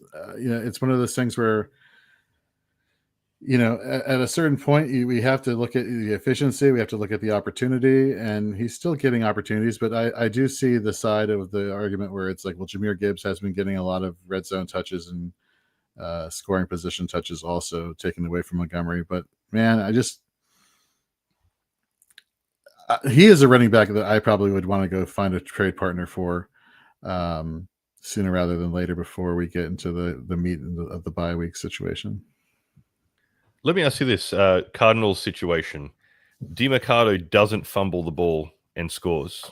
Is he the running back one? Yeah. No. You don't think so? You think it would still be Michael Carter? Is Michael Carter out? No, he's just Bam Knight starting over him this week. So you've got DeMarcado still there. He's still there. I don't want any part of that backfield. I'm going to stay away from it. It's gross. I think that I still believe Michael Carter is their one. I don't know what the report and why the report of Bam Knight. Granted, don't get me wrong, 3 touches, 24 yards, score, great. Nothing about that. Now, don't get me the DeMarcado touchdown. If you knew how bad that hurt me, it was a killer. I mean, multiple leagues where I have to. These are 14-team leagues, multiple flex, blah blah blah. But I lost one league by 5 points because of the DeMarcado fumble, non-touchdown, and then another one. I still won. But it was, you're talking about total points at the end of the season, overall scoring. But I'm trying to look and see exactly if there's any reports of why Bam Knight promoted as starter, if there's something else. So if anybody has anything, I would love for you to share it with me and let throw me it in know. the chat. I just don't like that DeMarcado's still in the doghouse after pulling off a pretty impressive performance. Yeah, it happened. It's stupid, but are they just going to why? Because banish him for the rest of the season? It's not his fault the Cardinals suck. And you would figure, after the head coach. No, it's not. But you'd figure after the head coach hits him on the sideline and then apologizes and then gets fined $30,000. It's kind of $100,000. Yeah, right? I guess we'll make you the starter again. I thought it was $30,000. Was it $100,000 really? I seriously thought that I saw that. Yeah, 100,000. Wow, that's even worse. That's even more of a reason why. All right, we're going to give you the nod this week, or is that maybe too obvious of a play? Who knows? Mr. Scampers confirms it's 100,000. Well, I mean, don't hit grown men on the sideline. What do you want to do? And you know who's the crazy part? It wasn't, from what I see. It wasn't the NFL fining him. It was Michael Bidwell, which the Bidwells in St. Louis aren't exactly loved pieces either. That's funny. Also, if there's one person you don't want to annoy, it's the owner of the team that decides really whether you're getting any money or not. Yeah. Can you imagine taking $100,000 fine? Granted, I know that it's in it, but let's put it in rationale. What is Jonathan Gannon's salary per year? I don't know what the number is, but let's say it's $2.5 million. Oh, it's more than that. It's got to be 5 or 10. Has to. Someone jump on the Google machine. Come on, Google. Let's see. All right. So so I say 2.5. Dave says 10. You guys taking the over under of? I'm going 5. I was gonna say over under 5.5. So Jorge, you take over. I'll say 8. Okay, so over. Dave, you're on mute. If you're, I called. I said between 5 or 10. So I'm going to split that difference and call it 7. Oh, here we go. Hedging our bets. 7.5. Oh, all right. Well, congrats. Jonathan Gannon's salary is reportedly between 3 and 5 million. Okay, I might trust an AI to tell me between. Yeah. How does it not know it? Knows everything else regarding that, but I digress.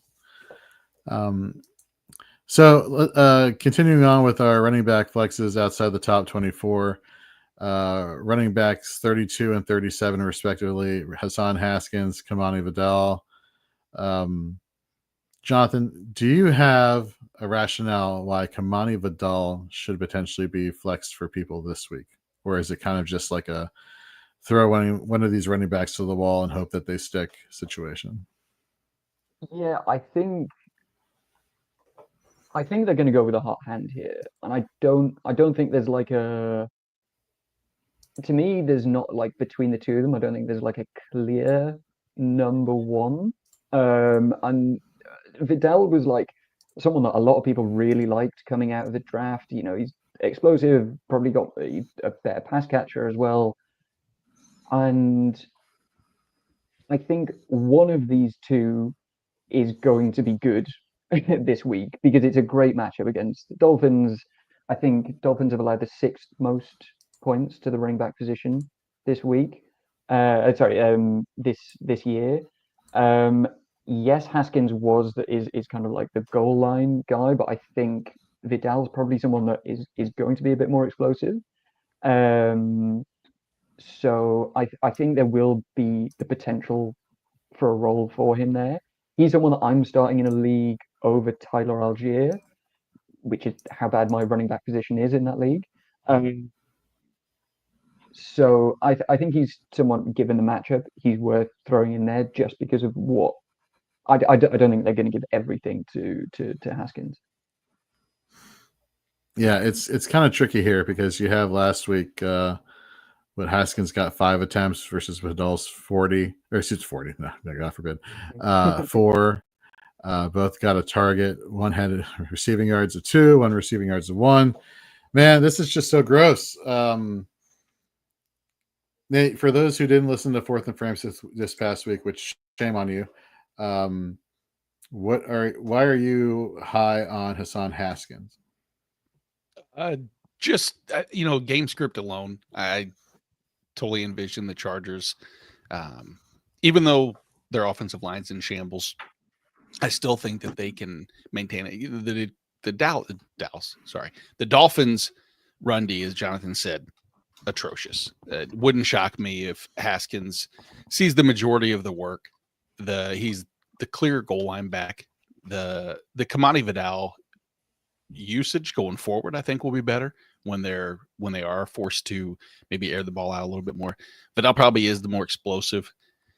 Haskins is just, kind of a big with chains. I don't expect high yardage totals. I think if I have to do my projections, I would think 65 yards and a touchdown is probably what I'm projecting out of Haskins. Maybe 0.75 of a touchdown if we can do that. If we can, hedge our bets as far as not even a full touchdown, but give them that. The volume should be there. And that's what I'm going to do is in a week when there's buys, injuries across the board to all positions. And if you're having to consider Haskins or Vidal, you're probably in a situation that you would cherish the amount of work that Hassan Haskins could get in this game. No, 100%. Let me ask you this, right? I got this.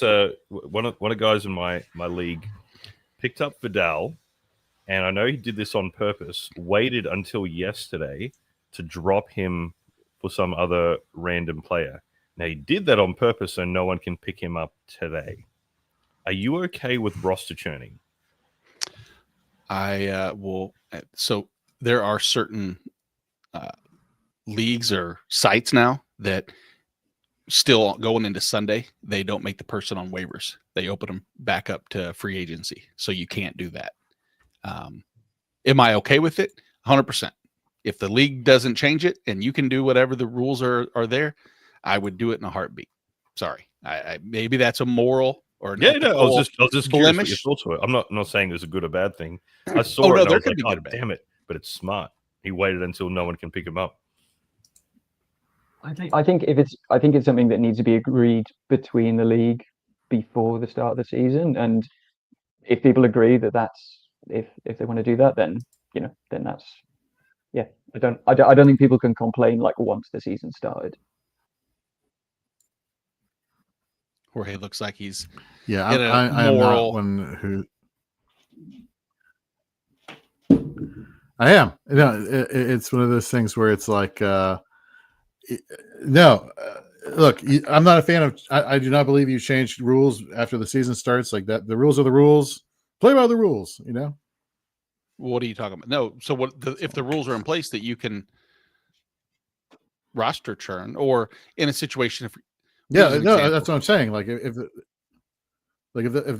the rules that you can roster churn, then I'm going to take advantage of every single rule I can to get a leg up on my opponents. If the rules there where you can't, well then I'm not going to. So there you go. Got to play the game within the game within the game. The only one that I actually find myself, I don't want to say thinking is a little, off-putting, is the one where I'm playing against Dave, and I know I don't want Jorge to get into the playoffs because his team is really good but unlucky. Where I sit all my players, or not sit, but I start the wrong people. Would I consider it? It always percolates to the top, and I always want to do it. Now, I don't do it because at some point you think that's bad karma and I'll just end up losing the playoffs anyway. But that's the one situation. And, like Scampers says here, is that it's not okay to do like Sunday morning cycling a bunch of players, but snatching someone beginning of the week and dropping them last minute's fine. And yeah, I think that it's more, there was like a premeditated move where that your opponent needs a running back. And if your specific site, once you drop a player, puts them on immediate waivers and they can't pick them up for another couple days, there is some ick to it. Ick is a term, by the way, Jorge, that the younger generation's using now, where it immediately gives off gross vibes. I've learned that. It's giving gross. Is that how you say it? Ick. ICK. Like I was trying to get all cool and say it's giving. Isn't it's giving a thing now? Oh, damn it. See? Show has never sounded so old. I know. Dave's kids are too young to know all the teenager stuff. They're obsessed with my all the kids are too old. Apparently, like 6'7" is a thing where you go 6'7" or something. Yeah, yeah. And what is it? Apparently, if you say something is Ohio, that means it sucks. Were you aware of that? I was unaware of that. Ohio? Yeah, you say, "Oh, that's so Ohio." Apparently, that's a thing now, and it means that it sucks. I was unaware of this. That's what the cool kids are saying now. Funny. Do the cool kids in Ohio say it, you think? Yeah, that's a good question. I know. Or do they pick another? They're like, that's so Delaware. Like, what? Sorry, Delaware and Ohio listeners. I mean, I don't know why people are slandering Delaware. No sales tax last time. I'm going to ask a very fantasy-related question. Now, Jorge, I see that you keep looking to your left. You have multiple screens, right? Oh, yes. Yes, I do. How many screens do you have? I have my... So, what you're saying... What's up? No, I feel there should be law and regulation, federal law, and how many screens. There is no reason anyone needs more than 2.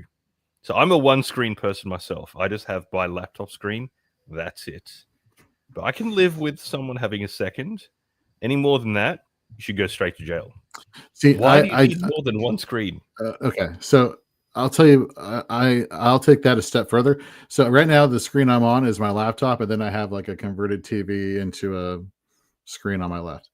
What I can't, and I'm even okay with 3 screens, 3 monitors. I want to be like Neo in the Matrix. I want all the internet in front of me. What I can't stand are those people who take one of their screens and do it like this, so that they can like read things like it is like a book or something, versus like having like have it horizontally. Those people just grind my gears out of. So I have a buddy who day trades and has 7 screens. It's the most absurd setup ever, but it's too much. It's too much stimulation. One screen anymore.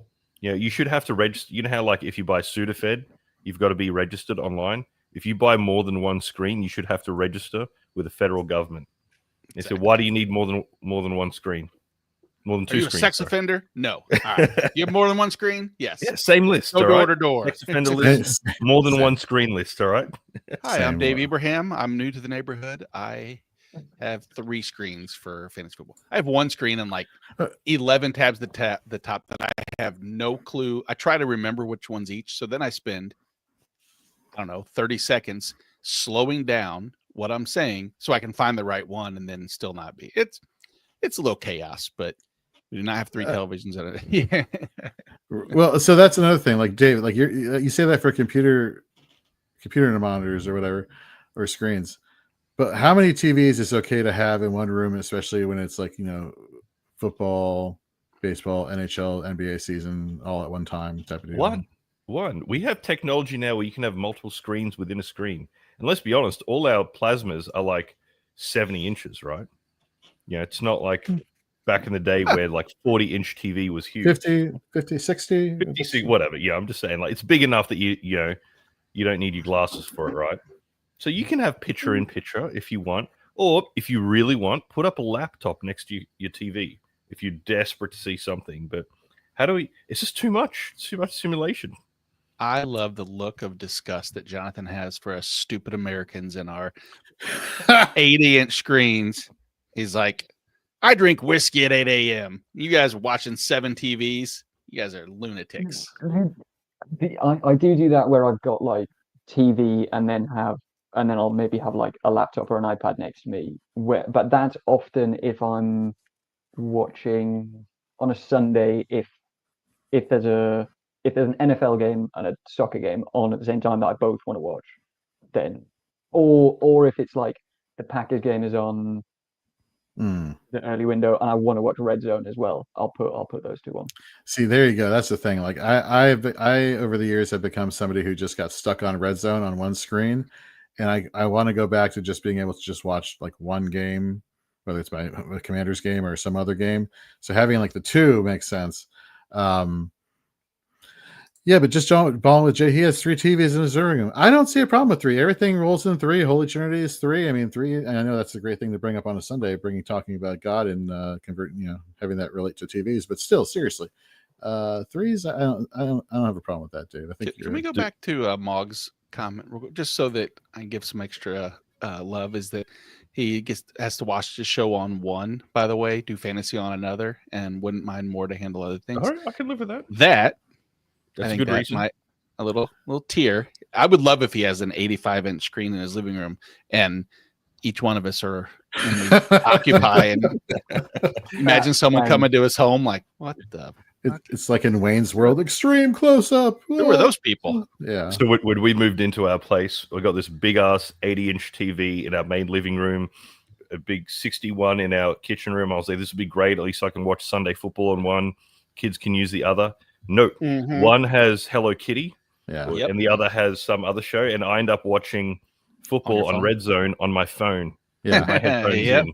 That's my life. It's my life, people. You see that reel where it was just like that, where like the dad's like, I bought this 70-inch TV to watch sports, and then it's like SpongeBob is on one, and then he's like in the next room on his laptop watching football on the other. It's like, dude, that's totally me. It's totally me. That is hidden like Anne Frank in the corner watching Red Zone. Wow, all the analogies you could have made, that's the one you decided to go with. That's horrible. Epic fail. Whiskey at 8 a.m. sounds hella good. Yep. Yeah, I agree. Get yourself to Scotland. Jonathan, quick whiskey question. I know we're digressing, but is every whiskey in Scotland super peaty? Because I can only stand. Okay, all right. That was every Scottish whiskey. And this is something that I learned on this tour, that the peaty whiskies are from a particular part of Scotland. That I can't remember. It's like your Lefroy in the I think it was like islands. In the islands. It's a lot more peaty. It's like Isle of Islay is where Lefroy's from, right? Something like that. Yes. Yeah. So that's it. That's like the sort of peatiest part of it, just because of the because of the soil there. But then actually other parts of it are you can get it a lot more mellow, which is what I prefer. See, folks, you come for the fantasy advice and you stay because we just talk about random shit that, you know what, I guarantee you're all interested in. Or if you're not, you will be then. See, I come in here late.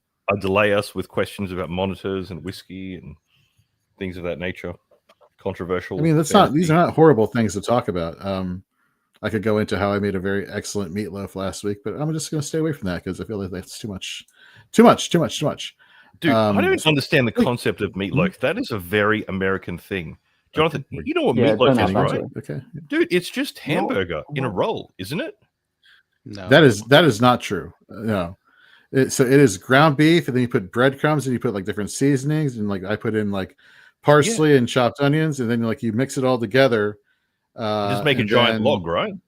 And just slice you put it in up. like you put it kind of to a certain degree, but you put it in like a giant hamburger log. It's not. It does not taste like hamburger though. There's like more. Jonathan, like it's a giant hamburger log with parsley. That's all it is. Totally is. Go eat your And then Marmite. people put tomato sauce on it, like ketchup. Sorry. No, so I did not. And then they're like, "Oh, nope, meatloaf." Nope. That is not. That is. Okay. That is a very cool background, Nate. Very. Thanks. Very It's nice. Scotland. What I'm is joining. I want to be that? closer to Jonathan. Yeah. Hate not Looks like Dave not, hating does on it? meatloaf on that. That is- That's very Exactly. That's the Isle of Skye, I think. Which, unfortunately, I haven't been to. But yeah. Yet. Oh, Yeah, no. I thought that was you like right there. I care. Yeah, I'm 2 hours, 3 hours that way. all right, let's get back on track slightly. I mean, for a minute there, we'll get back I'll to stop meatloaf distracting. stuff. Yeah. Stop. I'm not getting invited back next week. For now. Jonathan, guys. let's talk about. Hey, Carrie, how you doing? Hi, Jonathan. How are we today?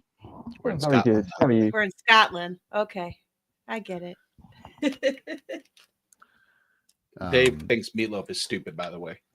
I didn't say stupid. I'm just saying it's just hamburger. It's just a giant hamburger log. It's not like a. I'm good no, with it. It's better than. I mean, we use ground beef, but it's whatever.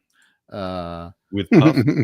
Just balling with Jay says if you have a good cook in your house, meatloaf is awesome. That is accurate. Can I add one little trick? go Sorry, for it. this is now the cooking channel. A little trick that I've found that I really like. So many people will add ketchup to the top of their meatloaf and bake it, and it caramelizes a little bit, and you have that. If you substitute ketchup for tomato paste, blend with a little bit of like butter and parsley and Italian spices or whatever spices you want, and glaze the top of it. It's a nice little change from your standard ketchup. So there you go, Dave. See, it's not just hamburger with ketchup on it, and then egg and breadcrumbs and egg as well. Worcestershire sauce and Yep, mustard. yep. And some paprika You can and add some that garlic all. powder. I've done a hamburger with the same thing. But then, so like the glaze, I put chili sauce, ketchup, barbecue sauce, and brown sugar and mustard, and I just laid that on. It had a little bit like spicy kick to it also. So see, Mr. Scampers know what's up. He says we're spicy barbecue sauce. Moggs is like, damn it, I'm hungry now. There should be like a fantasy in the kitchen channel. Like My last controversial take: prime rib is so popular here.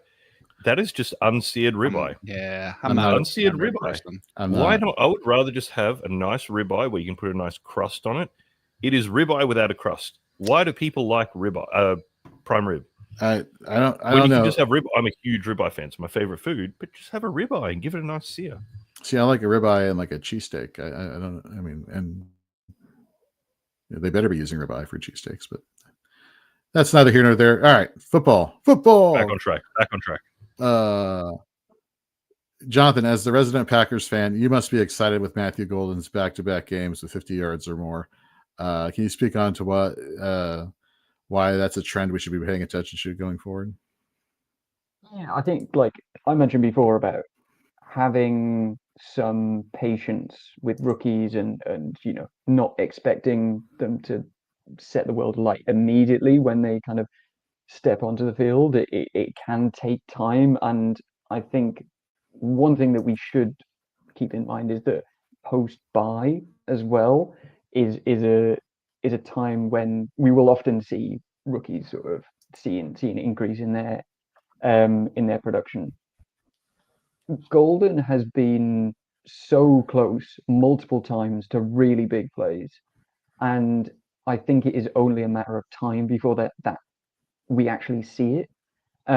He's now had 50 yards in each of his last 2 weeks. We've seen his snap percentage sort of I think it was below 50% for the first week, but then has been above 60% for the following 3 weeks. He is someone that if you're struggling with injuries and you've got people on bye, I think he's a really high upside play today, and is someone that I'm willing to trade for, just because we know that there are opportunities in that passing attack. It's a good offense, but there's not a clear one, and there is a clear opportunity for someone to step up. There's no reason why that can't be Matthew Golden. And we've seen those big plays literally inches away from touchdowns and these long plays. It is, for me, it's only a matter of time before that actually happens. No, I love Matthew Golden, his upside this past week. We go back to the Dallas game where he had that ridiculous 50, or what was it, like a 40-yard pass there with both wide receivers for the Packers were at the same time. They pulled the Jacksonville Jaguar receiving thing that we were talking about last week with Andy. So I think you raise a good point, Jonathan. It takes a lot more for a rookie receiver, regardless of how good they are, to be the one compared to, say, a running back. Like, you think about your Saquons, your Zeke Elliott's, your Bijan Robinsons, can name a bunch, right? Who they're drafted in the top 5-6 picks. Ashton Genty, for example. Say, okay, you're our number one running back. It is undisputable. Very seldom does a elite receiver walk in and just become the one. I mean, I know we had it with Marvin Harrison last year, and it took a while for him to get going, but I can't remember off the top of my head anyone who's just come in and they've said, hey, you're our guy. Like even Malik Neighbors, right? I know obviously he's injured now, but last year he didn't walk in week one as the number one running back, right? Number one receiver. Took him, 3, 4, 5 weeks to become that elite.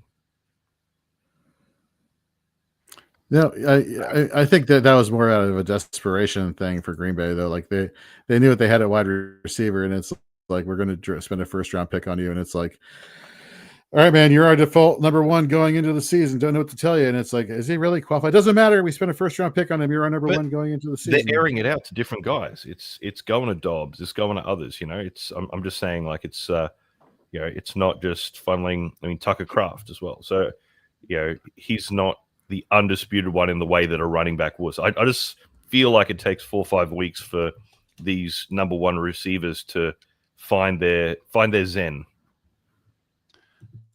All right. So, excuse me.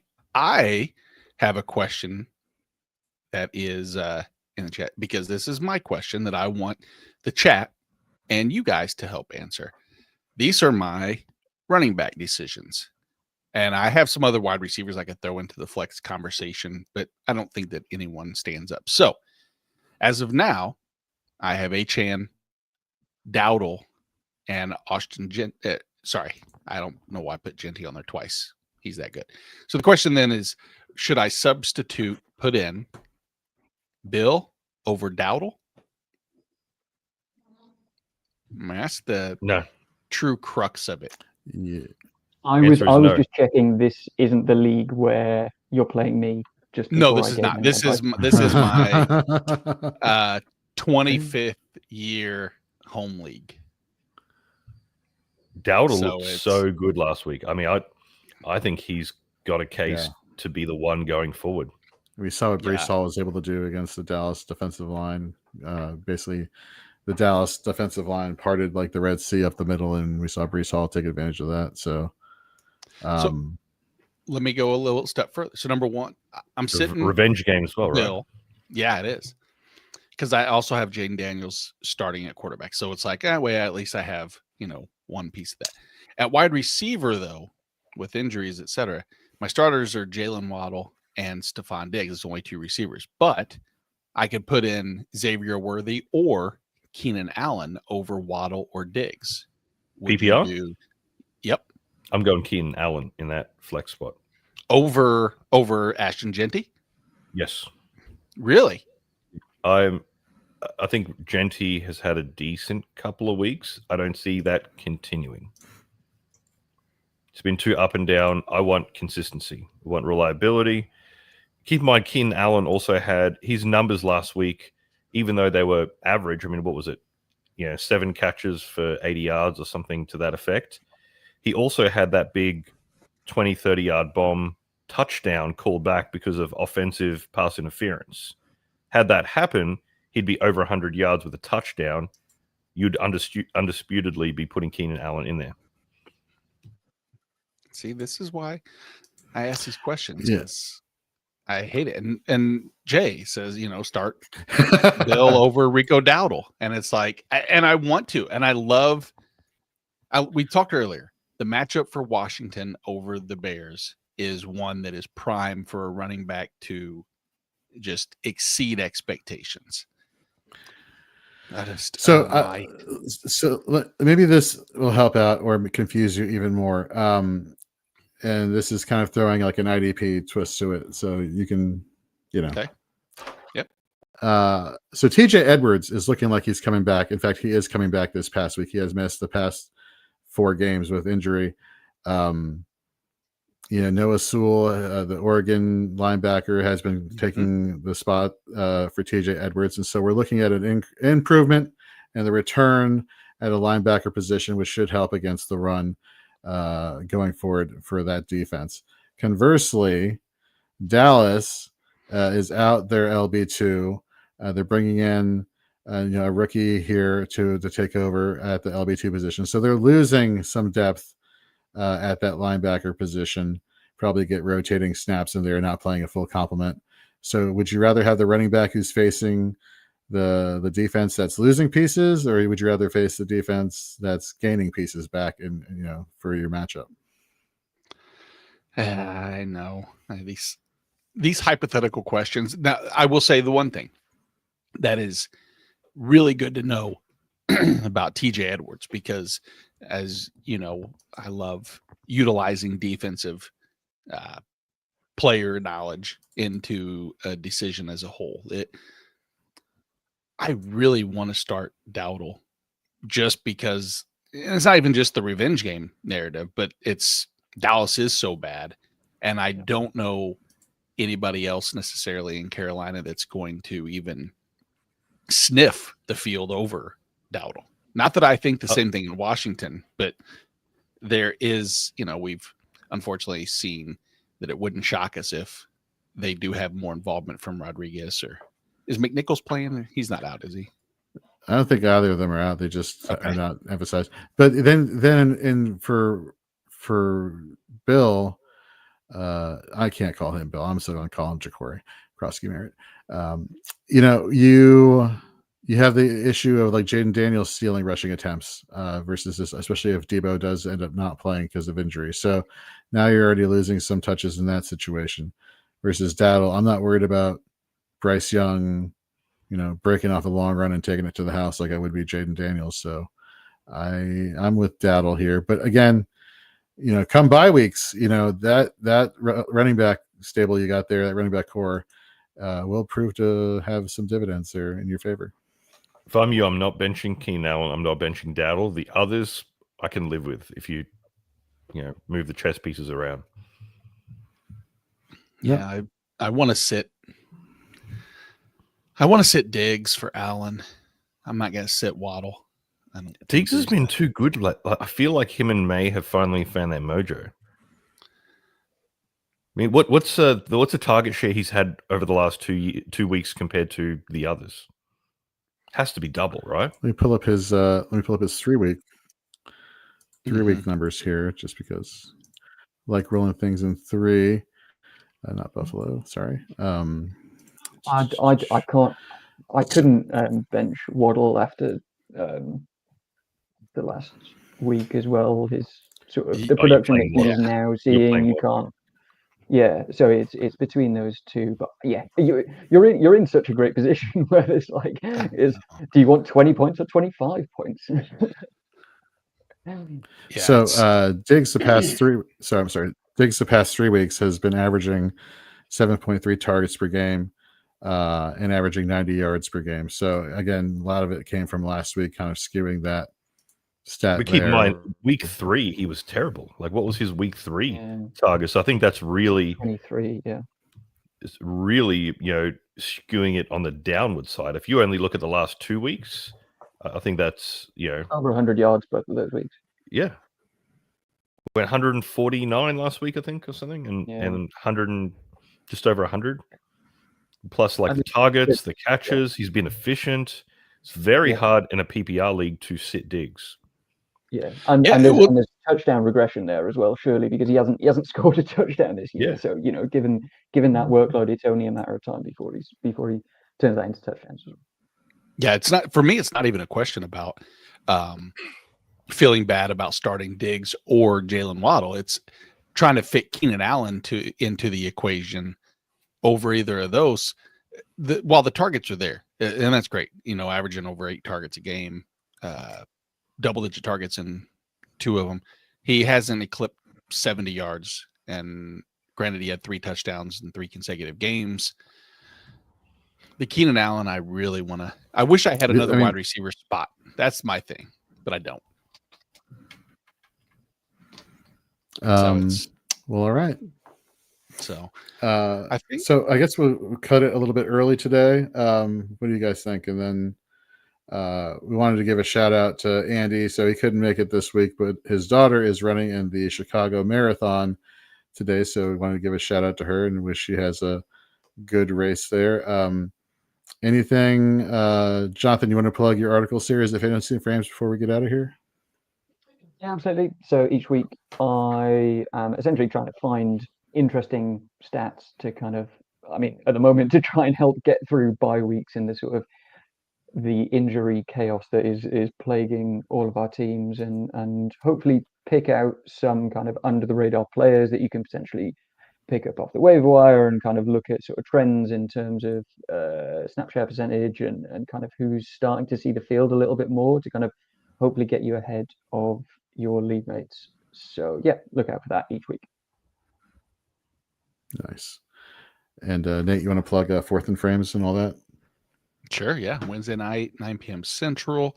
We do our Smash Pass. If you have listened, we've give some props. Everybody's done really, really good over the last, this whole season. It's hard to truly, like I said, convince some people when you're trying to tell some people to sit somebody that's within the top 12 or 24 to position.